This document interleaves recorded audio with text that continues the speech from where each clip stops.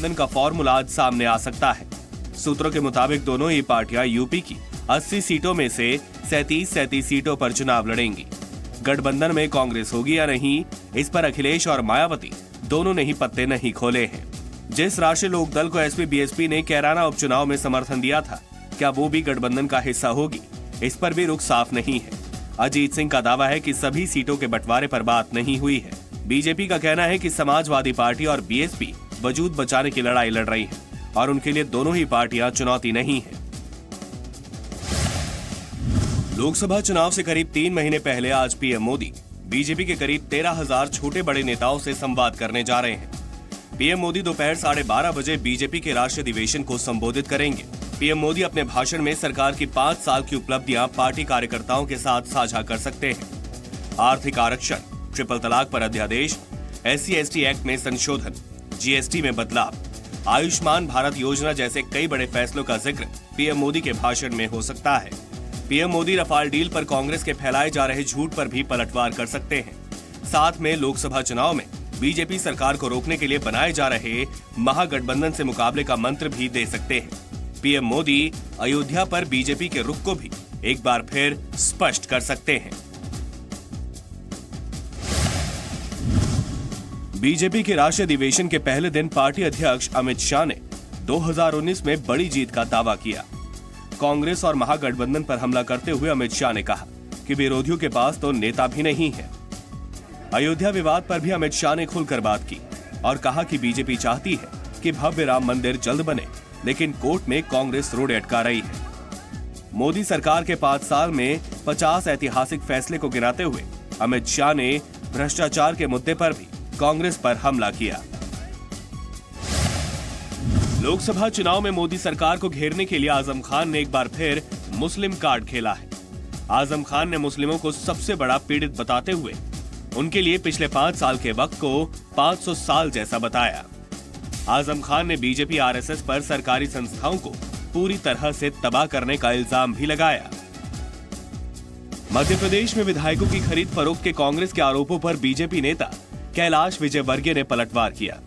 कैलाश विजयवर्गीय ने कमलनाथ सरकार को चेतावनी देते हुए कहा, कांग्रेस भ्रम ना फैलाए, वरना आलाकमान को छींक भर से प्रदेश में बीजेपी सत्ता में लौट आएगी।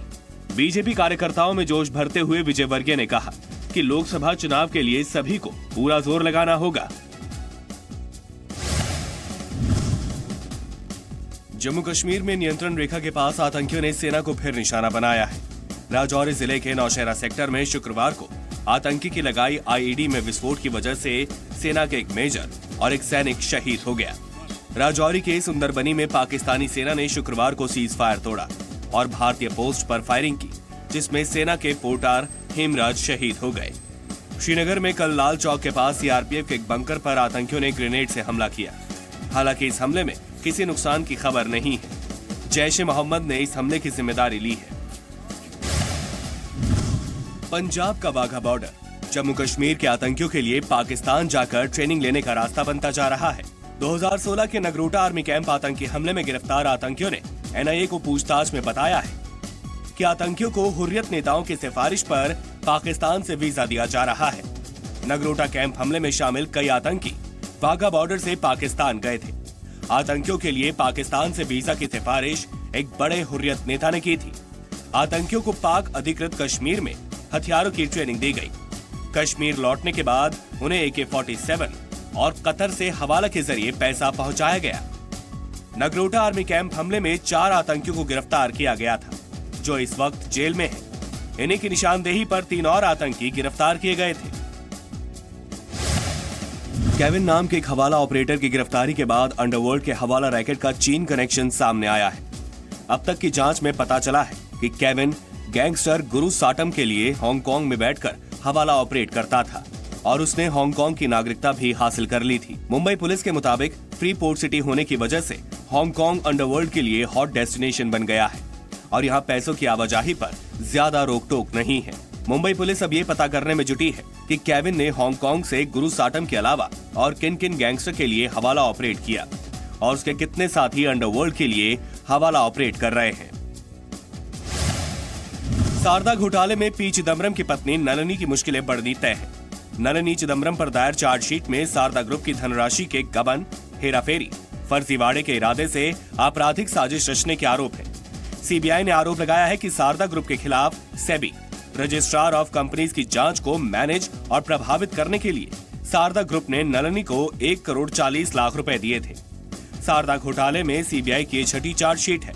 2014 से सीबीआई इस घोटाले की जांच कर रही है, जबकि प्रवर्तन निदेशालय भी इस मामले की जांच के दौरान नलिनी चिदम्बरम से पूछताछ कर चुकी है। सीबीआई डायरेक्टर पद से छुट्टी के 24 घंटे के भीतर ही आलोक वर्मा ने इंडियन पुलिस सर्विस से इस्तीफा दे दिया। फायर सर्विसेज के डीजी का पदभार संभालने से इनकार करते हुए आलोक वर्मा ने department of personal and training को चिट्ठी लिखकर कई आरोप लगाए। आलोक वर्मा ने दावा किया कि सिलेक्ट कमेटी ने इस बात का ध्यान नहीं रखा कि सीवीसी की जांच रिपोर्ट उस व्यक्ति के बयान पर आधारित है जिसकी खुद सीबीआई जांच की जा रही है। दोबारा अंतरिम निदेशक बनाए गए एम नागेश्वर राव ने चार्ज संभालते ही आलोक वर्मा के उन सारे आदेशों को पलट दिया जो उन्होंने छुट्टी के बाद काम पर लौटने के दौरान किए थे। इस बीच दिल्ली हाईकोर्ट ने सीबीआई के स्पेशल डायरेक्टर राकेश अस्थाना की याचिका खारिज कर दी है। हाईकोर्ट ने कहा है कि राकेश अस्थाना के खिलाफ एफआईआर रद्द नहीं होगी। राकेश अस्थाना के खिलाफ जांच जारी रहेगी। कोर्ट ने उनके खिलाफ 10 हफ्ते में जांच पूरी करने का आदेश दिया है।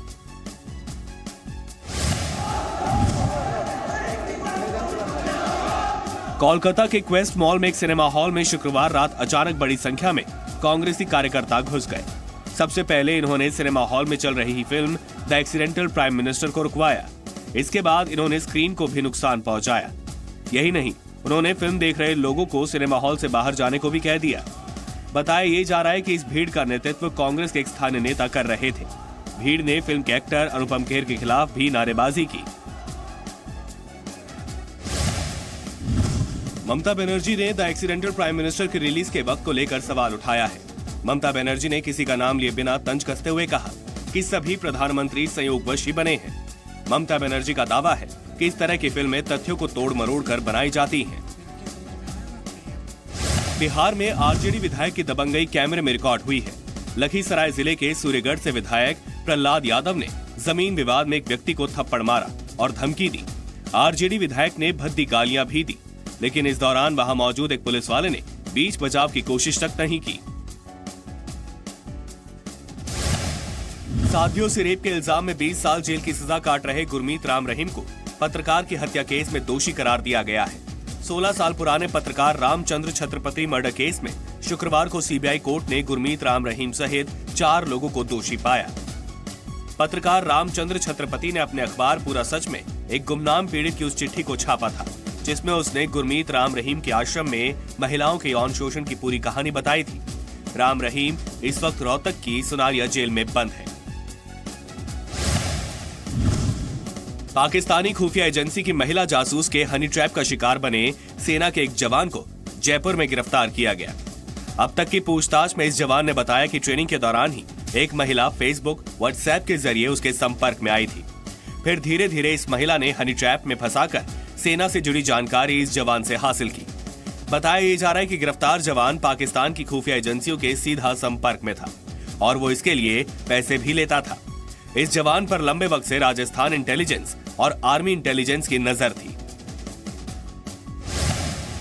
हैदराबाद की रंजकोंडा पुलिस ने 2 रोहिंग्याओं को 1400 ड्रग्स टैबलेट के साथ गिरफ्तार किया है। पुलिस के मुताबिक ये लोग कोलकाता से 50 रुपए में ड्रग की एक टैबलेट खरीदकर हैदराबाद में 300 रुपए प्रति टैबलेट के हिसाब से बेचते थे। पुलिस को इनके पास से मोबाइल फोन और आधार कार्ड भी मिले हैं। मुंबई में बेस्ट की हड़ताल का आज 5वां दिन है। बेस्ट यूनियन और प्रशासन के बीच हो रही बैठक लगातार नाकाम हो रही है। बेस्ट की हड़ताल से मुंबई में लोगों की मुसीबत बनी हुई है। हालांकि मुंबई में स्कूल बस ओनर्स एसोसिएशन ने 1000 और मुंबई बस ओनर्स एसोसिएशन ने 1000 बसें आज से चलाने का ऐलान किया है। इससे मुंबई के लोगों को थोड़ी राहत मिलेगी। इन बसों में दिव्यांग और सीनियर सिटीजन मुफ्त यात्रा कर सकेंगे। लगातार तीसरे दिन पेट्रोल और डीजल की कीमतों में इजाफा हुआ है। दिल्ली में 1 लीटर पेट्रोल का भाव 19 पैसे बढ़कर 59 रुपए 26 पैसे पहुंच गया है, जबकि डीजल 29 पैसे लीटर महंगा हो गया है। दिल्ली में आज डीजल 63 रुपए 10 पैसे लीटर के भाव से मिल रहा है।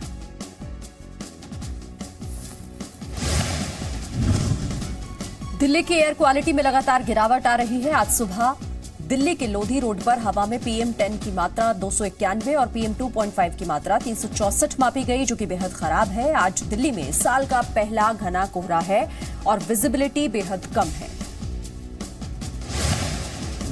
बर्फबारी से जम्मू कश्मीर के कई इलाके जम से गए हैं। श्रीनगर, पहलगाम, गुलमर्ग में शुक्रवार को भारी बर्फबारी हुई। श्रीनगर का न्यूनतम तापमान 0 से लगभग 1 डिग्री नीचे चला गया है।